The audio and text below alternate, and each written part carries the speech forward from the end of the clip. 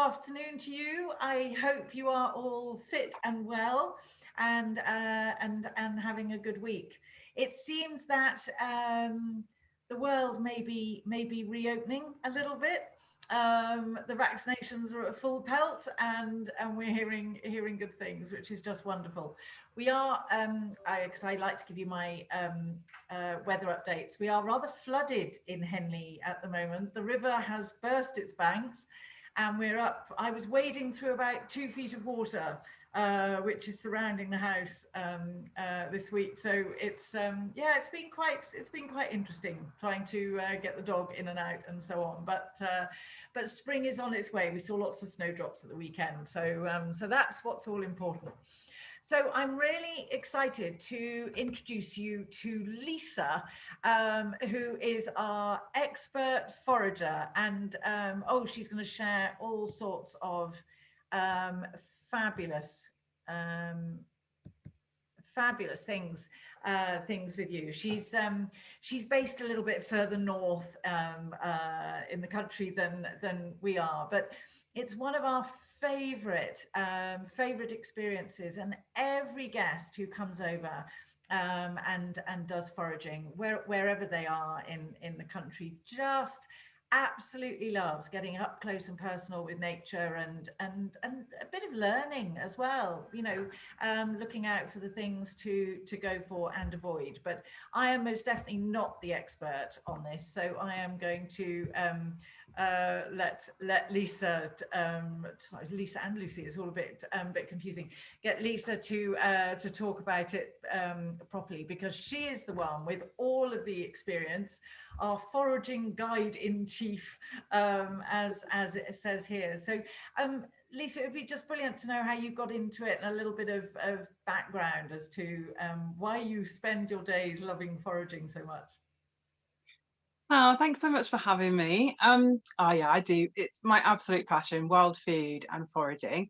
I've been doing it about 20 years now, and um, I'm still learning. I still love everything I can glean about this topic, and it's a big treasure hunt, basically, is what I love about it. Plus, you can add things to your diet that are free, organic, haven't been farmed or whatever, and it's just a wonderful thing. So I try and have something a little bit wild in all my meals.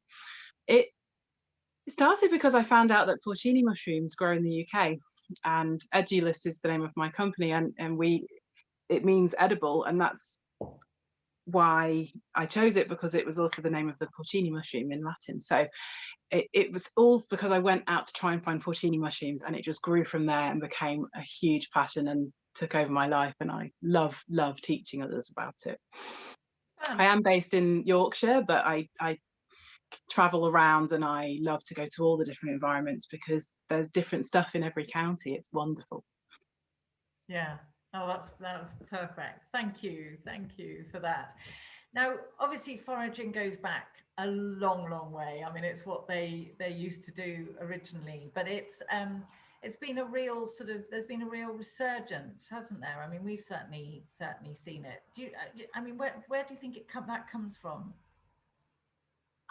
I don't know. I think a lot of it is that people have become disconnected, and they're starting to feel that disconnection with nature and where their food comes from, and the seasonality we used to experience, all of those things, and they're looking for things to make them feel good and positive exercise to do, and to learn something that they feel is something they don't know anything about, or that skills that are being lost, or maybe they used to go out with their grandma or something like that. And yeah, I don't want these skills to get lost either, and I think there has been quite a resurgence in interest in old skills and old knowledge, and I think it's going to be around for a while. We're rediscovering it in the UK, having been quite fungi phobic and not sure about just picking stuff and terrified of poisoning themselves and that kind of thing. And I just think it's not as scary as you think, and with an introduction with someone who knows about it, it's just the best way to do it and get a taste. Yeah, absolutely.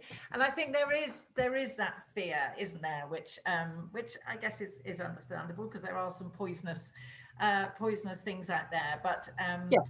that's why it's good to work with the experts. Now, we're obviously going to share this guide with you so that you can share it with your clients. But I think there was just sort of some good highlights. But Lisa, it would be, I think what would be great to know is, what are your favourite times of the year? What and why? Oh, I can find something to eat out in the wild all year round, but my favourite season would be autumn because I'm crazy about fungi. I absolutely love mushroom hunting, and autumn is the time when you find the most mushrooms varieties around, and there's just tons and tons of them. There's also all your fruits and nuts and starchy roots and things like that in the autumn. There's also a bit of a regrowth of greens then as well after the hot of the summer. A lot of seeds germinate and you get another round of greens as well, which is nice. Yeah. And then my second favorite would be the spring because it's just lush and green, and you can just add all this wonderful stuff to your diet after the sort of winter of staying indoors and whatever. So I think it's a brilliant season to be out as well. But it also depends where you are in the country, because spring starts a lot earlier in the south and autumn starts a lot earlier in the north. And it just depends when you want to go as to where is best or whatever. But there's always food out there. It's just how abundant is it depending on the month. Absolutely, and the choice of the different estates and so on that we can that we can use is fantastic. I mean, we've been talking to a whole number of new estates through this lockdown, particularly Ah, using their land. So it's really exciting because there is so much out there. But obviously, we will plan according to the timings. And I think this, sort of going back to the safety side of it. I mean, obviously, whenever we arrange a foraging trip for anybody, we would have you or one of your fellow experts to join us. But I think it's from when I've done it, the understanding of the do's and the don'ts is actually part of the whole learning of it, isn't it? It's the really good stuff to know.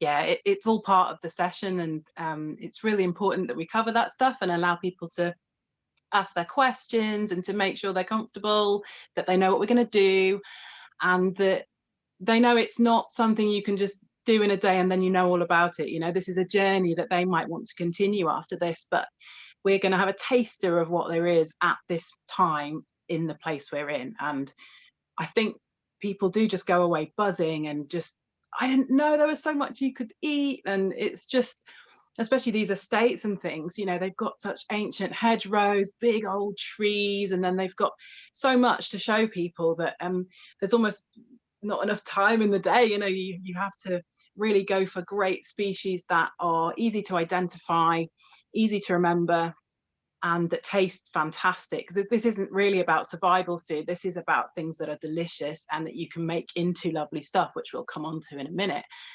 I'm a foodie, I'm not a bushcraft instructor, I'm not a survivalist, I am a foodie, and that's what this is about for me. Other flavors that you just won't get in the shops, and that's what I really enjoy about it. So you always need to just make sure that you're doing things sustainably, that you're not picking all of everything, you're leaving some for the life cycle of the species and for the other wildlife that depend on it, and that you're 110% sure of the idea of the species before you even consider eating it, Mm. which is why the point of a guided walk is a lot better than trying to work it all out for yourself from nothing. Yeah, and we certainly would never advocate heading off No. and doing it. Now, I mean, I think the stuff at dog height is a good, easy, obvious one. But Yes. I mean, there, as you said, there's stuff to avoid out there, isn't there? Yes, absolutely. And for every edible species we would come across on one of these experience days, we'd also let them know about any lookalikes and that sort of thing, how to tell them apart. So it's it goes into enough depth that you can be sure of what you are finding and what you need to look out for. Um, we can point things out in their field guides and that kind of thing as well, just to sort of show them where it is in the book and all that kind of thing. Yeah, the dog height thing, a lot of it's just common sense, as is not picking anything near roads and stuff. But when we're talking about big, country estates and things, it might be that dogs aren't really an issue because no one goes in there, or but a lot of the time it's just common sense, and that you pick things above a certain height or well into an area. We wash everything that we can, and all that sort of thing. It's great, and the variety is just unbelievable of what you can actually get. Absolutely, absolutely. And then you have I think one of the wonderful things about our foraging experiences is the combination of getting out into the great outdoors, go exploring and discovering and learning and all of those things, and then taking all of these fabulous things that you found, and we'll have a chef, a cook, wherever we are, either in the kitchens of the stately home or a restaurant, and then they can really, I think, well, after all that exercise, they've probably built up an appetite, and they can really sit back and enjoy all of the fabulousness, can't they?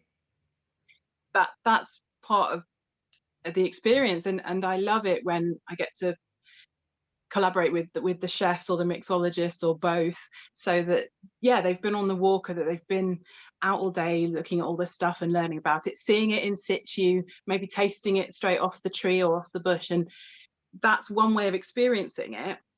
And and you can sort of describe what you might be able to do with it and whatever, but to then go and have it in your evening meal or your lunch is just, it's fantastic. It completes the circle, and you get to see what you can do with these amazing flavors and how they transform when they're put with other things. And it's brilliant because all of these things marry with other stuff. You would rarely just go and eat an item on its own. It's like any food, you blend things together to get a wonderful outcome. And I love that. And the chefs love it too. They like the opportunity to create something and use exactly what's in season, what's right outside the door, and marry the things together. So it's a fantastic way to end the experience. Yeah, absolutely. And it's been quite funny actually, when was it with some of them that we've done, that the clients have sort of come back and said, oh, fabulous, we're going to hand over to the professional now and let the chef do all the cooking. And then as they sit there watching all this stuff, and obviously all the smells are coming and all the rest of it, and all of a sudden they're rolling their sleeves up and getting stuck in, which is just brilliant, before they then enjoy it. But also the drinks side of things. Now this is this, I've got to share, this is from Lisa's Instagram feed, which having seen these, you probably want to start following her now, because it all looks rather lovely. So can you talk us through, Lisa? Sure, yeah, and this is just a snapshot of the last couple of weeks, when there isn't a lot growing at the minute, but the rose hips were still out. This was just before Christmas. And what I like to do is to take familiar things and to swap it out and make it wilder, as well as creating completely different dishes. So it was Burns night the other night, so I made a haggis, but it was from wild deer and that kind of thing, with wild spices in. Even for my Christmas dinner there, that's a wild cranberry and other wild spices cranberry sauce, made from a lovely berry that I pick in Scotland. You might know it as lingonberries, you might know it from sort of Swedish meatballs, but you can get them in Scotland. You don't have to go to Scandinavia. And I always collect a jar of those whenever I go up in September to have at Christmas with my family. So that's, the special jar of wild cranberry sauce that I make every year. Cocktails as well. I love creating cocktails with wild ingredients in.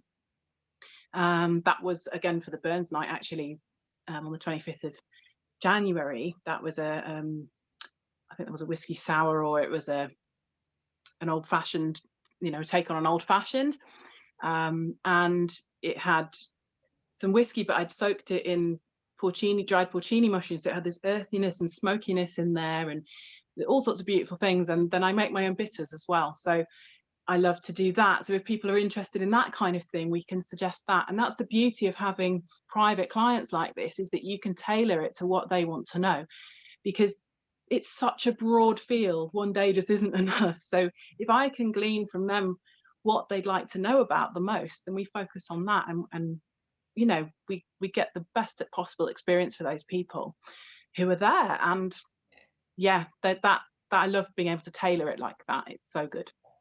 Absolutely. That's just that's fantastic. So any other favorite recipes? Sorry, I'm putting you on the spot here. Any other favorite recipes and things that because Ooh. I love all the passion for the food. Oh yeah, as I said, I'm a foodie, so I love it all. I was making pheasant Kievs the other day with wild garlic in the middle. Um, so it's just like you'd make a chicken one, but with pheasant breast, and then and I don't just do meaty things either. I do most of it's plant based.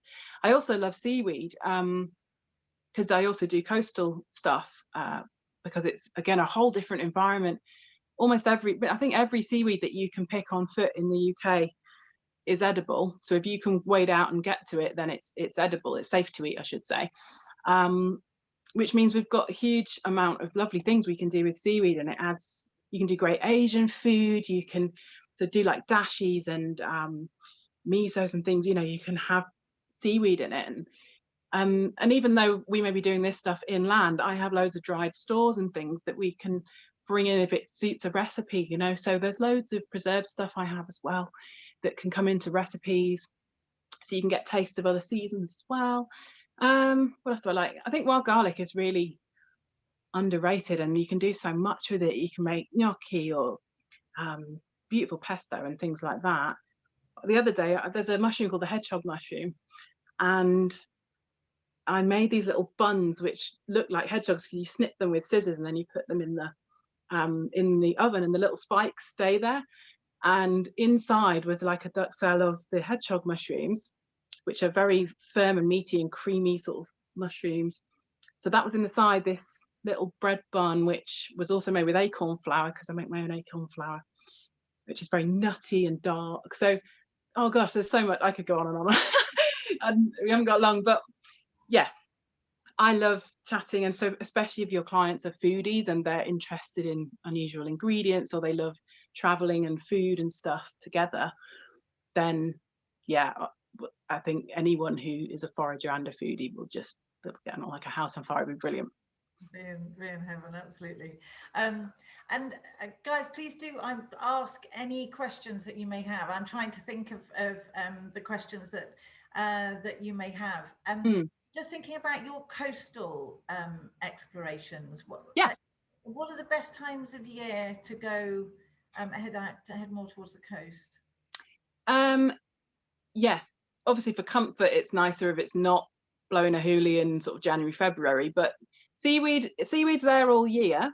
But the best variety plus nice times to be out there are probably sort of late March onwards, depending on where you are. If you're further south, that might be a bit earlier. Um, in the summer, especially down south, they can get a bit bleached out and stuff. So excuse me. So you might not get the deep lush color that you should get on them. The flavor's still there, but they don't look as nice in the summer. So yeah, I think you kind of want spring or late winter into spring, and autumn into winter for seaweeds. But again, there's something every month of the year, depending on where you are. Because coastal also has salt marshes, so you can go and pick your own samphire, or you know, Ah, fish, seafood, cockling and stuff, depending on the site. So it depends what they like. yeah. We can even go crabbing and make a crab bisque. The options are endless depending on where you are. So, and I do all of that. I love it. I love every aspect of wild food that there is. So I love the whole shebang. Yeah, I think that's come through loud and clear, which is Yeah. just perfect. And I mean, we're not going to go through the whole list here, but there's so much, isn't there, to get from it. And we were talking earlier Yeah. about particularly all the well-being side Yeah, and our desperate need to get outside at the moment, particularly. absolutely. And I think, and I guess people travel for different reasons as well, but part of it is you do want to be able to relax a bit and get away from screens and indoors when you're somewhere that you don't normally go to. You know, I think it's got great benefits. It lowers the heart rate, de-stresses, and there's also something I read recently about doing exercise. It doesn't have to be vigorous and cardio exercise, just even a gentle walk. But if you're using your mind at the same time, so if you're listening to something interesting or challenging, or you're looking around, assessing the environment for food, it lights up a part of your brain that is hard to light up, that releases those good endorphins and things. So it's the exercise plus that using of your mind in a way that's exciting just makes you feel amazing. And I've always known that foraging makes me feel amazing, but to find out kind of why that is was really interesting. Anyway, I won't go off on a tangent, but I think it also allows you to slow down. Our lives are so busy, and especially if you're off on a business trip rather than a holiday, but even if you're on holiday, life is usually busy at home. And I think this sort of day is, yes, it's quite full with lots of information and stimulation and everything, but you still feel brilliant afterwards. And that's all part of it for me, is that you're really engaging with nature. And I think we are part of nature, and we've come away from that. We've othered ourselves from it. It's not even a word, I know, but you know what I mean. We have distanced ourselves, whether we meant to or not, as a society, and people are desperate to get back on with that, I think, back to nature, as it were, but without having to um, for it to be so different from your life. And I think that's why the kind of foraging I do is such that you can just bring it into your everyday meals. It's not, you don't have to come up with new recipes that are just for forage things or have them on their own. Just everything you would normally put garlic in, put the wild garlic in. You know, it's quite easy to add stuff to your normal diet, but it's stuff that you found and it's seasonal, and Yeah, it's great. absolutely. Now we've had a couple of questions, and actually, Barbara, I don't know the answer to this, but we'll certainly find out. Barbara's asked whether there are restrictions to taking things back to the US, like mushrooms and There so on. could be. And I think Ginger, you're right. There's yeah, I mean, I salt. think we probably wouldn't do that normally. It's something we could look into, but I think normally you'd find things on the day, you'd have them in the meal at the end of the day, and that would be your experience. I mean, unless we hit an absolute honeypot, you won't be finding loads of stuff to take back anyway, and it will still be fresh. Things need to be dried, and you know, you don't just sort of take mushrooms with you on a trip, that they're too fragile and everything. So I think we'd have to think about that. I mean, if you wanted to include a little goodie bag and everything, we'd have to investigate each ingredient you wanted to put into that, and it would have to be prepared beforehand. It probably wouldn't be the things that they've just found, because they wouldn't be in a state that you could take home. They'd be fresh still. So yeah, Made chutneys or something. yeah, well, exactly. You see, so we could do that kind of thing, because I think when stuff is cooked, it changes the customs rules. But Yeah, again, the size of it would have to matter. So I think you'd have to think about that, maybe with your chefs as well. Um, about whether you want to give them a little goodie bag that includes things, but that would all have to be made in advance or prepared in advance, because a lot of it would need to be dried and prepared for travel. yeah. And you're not going to be able to do that on the day with the fresh stuff that you found. It's a good thing to investigate, though. Thanks for It is. asking that, Barbara, because you know, Really it good would point. be lovely to send to prepare a goodie bag, and it is something that we can do in advance. So so we will do some digging, not physically, and we'll let you know what we find out. Oh, that's a good idea. Yeah, yeah. Maybe a tincture. Yeah, well, bitters are essentially a tincture most of the time, or cocktail bitters and stuff like that. And a lot of herbs will probably be fine once they're dried, unless they're seeds. So you just need to make sure what the species is. Is it something that's invasive in the States, or is it something they have as well? You know, it would be down to each species, I think, I'm afraid, and depending on what part of the plant and what format it's in, what state it's in, whether it's dried or been preserved in a way that couldn't possibly grow again, or has been sterilized of any diseases it may have. That it's to do with our sort of European things rather than things they have there. It's very sort of bio security. I'm not sure how hot the US is on things like that, given how many countries are all sort of included in things. But I know certainly Australia and New Zealand and things are really hot on that stuff because they've got an enclosed island, and that they're very, very hot on that kind of thing. You Yeah. can't take honey or anything, But the States, I think it's slightly less of a thing, but you would have to check Okay. each species Yeah. that we're planning to give them. It still needs, yeah, we will investigate. But I was just thinking, one of the nice things potentially is to certainly take away the menu and the recipes and so on of whatever it is that the clients eat on the day, and potentially hook up with a chef local to them. Because I mean, chefing is not a huge world, is it? So I'm sure there's some opportunity there to share some menus and recipes across the two. No, anyway, that's good to think about, actually, that we can certainly investigate some more. And here are just some gorgeous pictures of all of the beautiful colours and so on. I got very excited seeing the snowdrops and just all these little green shoots starting to poke through in amongst all the brown. It's all rather lovely. So this is, as you know, we sort of share an example of an itinerary for you. So if we are taking your clients onto a private estate, they will have a fabulously warm welcome.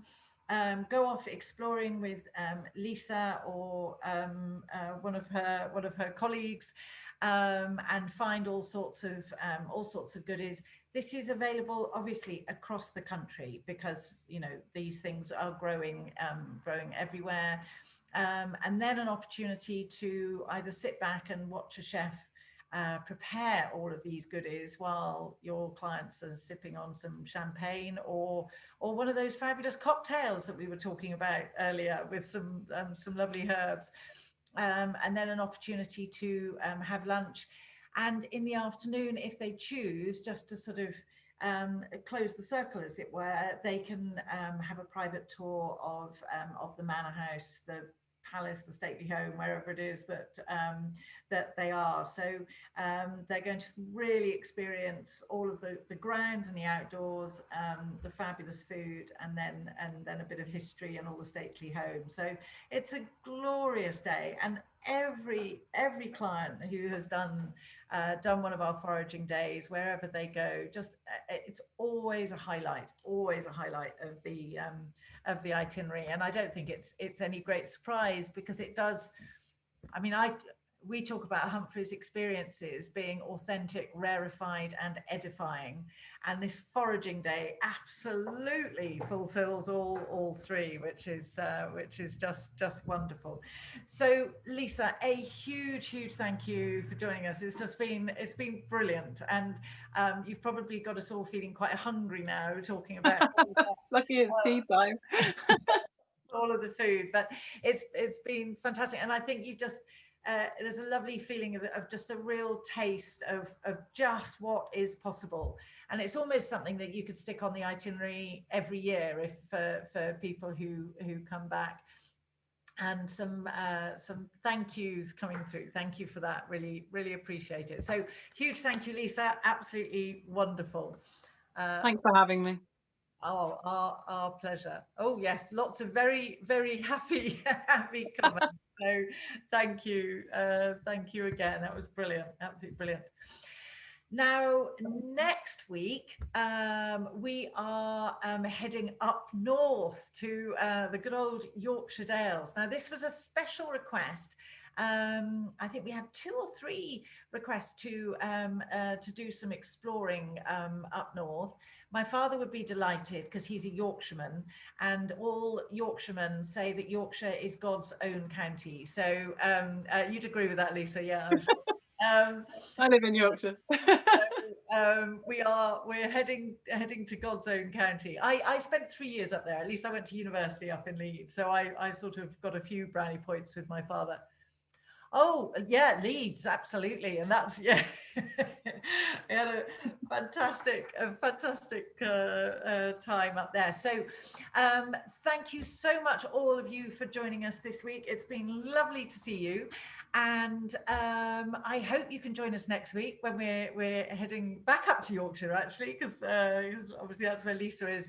And we'll share some of the wonders of Yorkshire with you. So thanks so much. Have a fabulous rest of the day, and see you next week. Thank you. Bye. Thanks, Lisa. Thank you.